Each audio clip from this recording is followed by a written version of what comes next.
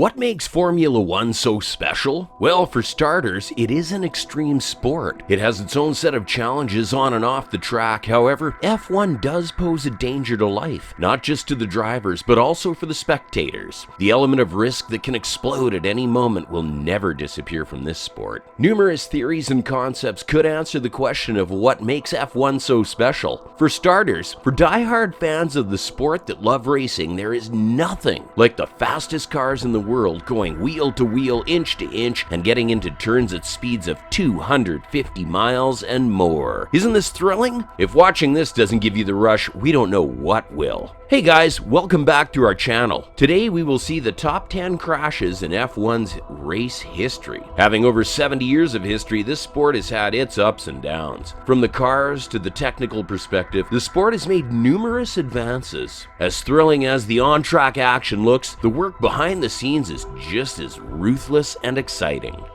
Formula One is not only about each team that can develop its cars to the extreme level to achieve advantages on the track, but it also includes a lot of new technological development that is eye-opening for the rest of the world. For example, in 2018, Formula One added the halo, which helped prevent large objects from entering the cockpit. And if you've watched last year's Italian Grand Prix, you would understand its importance. However, it is not completely coincidental that in a season with one of the closest fights for the championship, even though it was a low-speed crash between Verstappen and Hamilton, the two drivers at Monza's turn saw Verstappen's Red Bull climb atop Hamilton's Mercedes. However, it was later revealed that Hamilton had to undergo a medical examination after one of the Red Bull's wheels bounced over his head. This crash gave Verstappen a post-race grid penalty at the Russian Grand Prix. Well, without any further wait, let's dig in and see the worst crashes in Formula One. Also, if you're interested in knowing the best championship fights, you can let us know in the comments section below and we will curate it for you. Number 10, 2020 Bahrain Grand Prix, Romain Grosjean. In 2020 at the Bahrain Grand Prix, this is another example that shows just how important the halo is. The new tech helped Romain Grosjean be safe as on the first lap in the Bahrain Grand Prix, he had a hard collision with the barriers, and according to what he said, death was coming to him. Romain Grosjean's car did catch fire and he was trapped in flames. Romain Grosjean's rescue from this was a modern-day miracle, and he escaped with just a few burns on his hands and neck. And nonetheless, the tech that saved his life was the halo. Halo is made up of carbon fiber, protects the driver's head, and ensures that the driver can quickly exit from the cockpit in case of emergencies. Number 9, 2014 Japan Grand Prix, Jules Bianchi. In 2014, Japan Grand Prix viewers saw one of the most tragic moments in Formula One's history. Due to heavy rains, the Suzuka track was slippery and Adrian Suti lost control of his vehicle and stopped at the runoff zone. A crane came as soon as this happened and they were helping Adrian Suti out, while Jules Bianchi also lost control of his car and crashed straight into the crane. The collision had tremendous effects on Bianchi and caused serious injuries. Later on in July 2015, at the tender age of 25 years old, Jules Bianchi took his final breaths after months of struggling with his injuries. Number 8, 2010 Abu Dhabi Grand Prix, Michael Schumacher. Michael Schumacher is a legendary name in Formula One history. In 2010, Formula One was Michael Schumacher's final campaign in the Formula One industry as a racer. In 2010, Abu Dhabi Grand Prix was rather unfortunate for him. Schumacher, at the time racing with Mercedes, was in his opening lap, and after 3 years of being away from matches, had come to Abu Dhabi to revive his past glory. Vittorio Liuzzi hit Schumacher's car and was lucky to still have a head on his shoulders after this race. Liuzzi's car passed very close to Schumacher's cockpit, and the German racer was saved from a fatal accident. After this, Schumacher and Liuzzi were taken to the medical center for a precautionary check. Number 7, 1994 San Marino Grand Prix, Ayrton Senna. 2 deaths on one racetrack? Yes. The 1994 San Marino Grand Prix consisted of 2 deaths. One was of Roland Ratzenberger, and the legendary Ayrton Senna also took place on the same track, but on consecutive days. After Ratzenberger's death, the doctors suggested that Ayrton Senna withdraw from the race and retire for the season. But Senna, being Senna, refused and continued. Ayrton Senna's car hit the barriers next to the track at 145 miles per hour and shattered. He lost a lot of blood and had a weak heartbeat while being taken to Bologna's Maggiore Hospital. However, he passed away due to hard brain injuries and many ruptured arteries. Number 6, 1994 San Marino Grand Prix, Roland Ratzenberger. Racing at the San Marino Grand Prix back in 1994 was quite the horror show. Roland Ratzenberger was running during the second qualifying session with a Simtek Ford when he lost control of his car and crashed into the barriers. This horrid accident gave Ratzenberger a fractured skull and his aorta ruptured. He was also taken to the hospital in Bologna and lost his life because of the severity of his injuries.